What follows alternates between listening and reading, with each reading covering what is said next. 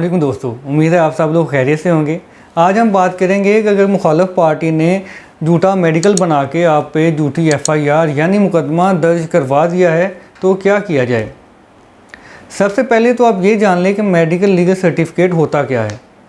Medical legal certificate वो certificate होता है जिसको सरकारी अस्पताल का एमएस या वो सरकारी डॉक्टर जिसको हुकूमत की तरफ से इख्तियार दिया गया हो वो जारी करता है।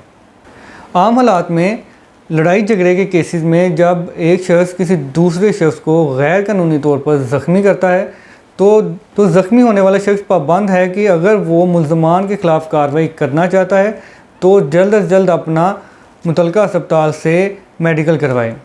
याद रहे कि मेडिकल सरकारी अस्पताल से करवाना लाजमी है। प्राइवेट या निजी अस्पताल से करवाया जाने वाला मेडिकल काबिल कबूल नहीं होगा। मेडिकल सर्टिफिकेट का मकसद मुतासर शख्स के ज़ख्मों की निशानदेही करना है और उनकी नवीयत का अंदाज़ा लगाना है कि आया ये जो ज़ख्म हैं ये ख़ुद साख्ता हैं, मुखालिफ पार्टी को फंसाने के लिए लगाए गए हैं कि यहाँ वाकई ही किसी ने गैर कानूनी तौर पर ज़ख्मी किया है। ज़ख्मों को देखते हुए ताज़ीरात पाकिस्तान के तहत दफ़ात लगाई जाती हैं। जानलेवा ज़ख्मों के लिए संगीन जुर्म की दफ़ात लगाई जाती हैं।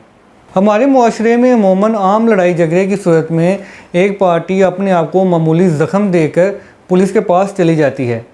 पुलिस से साज़बाज होकर डॉक्टर इशू करवा लेती है और मुतल्लिका अस्पताल से मेडिकल लीगल सर्टिफिकेट बनवा लेती है, जिसकी बुनियाद पर मुखालफिन पर झूठी एफआईआर दर्ज करवा देती है।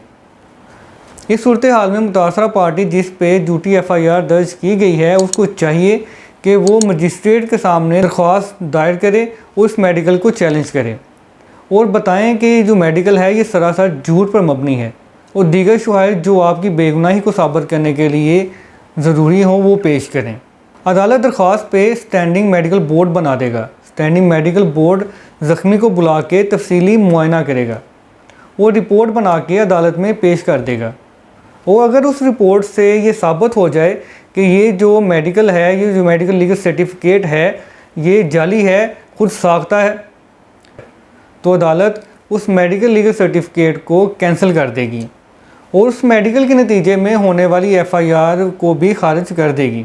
और यहाँ आपके जानने के लिए एक और बात जो बहुत अहम है वो ये है कि आप अदालत में ये दरख्वास्त भी दे सकते हैं कि झूठी एफआईआर करवाने वाले शख्स पे ताज़ीरात पाकिस्तान की दफ़ा 182 के तहत कार्रवाई की जाए ताकि वो आइंदा इस तरह के मामला से बाज रहे और किसी पे भी झूठी एफआईआर दर्ज ना करवाए।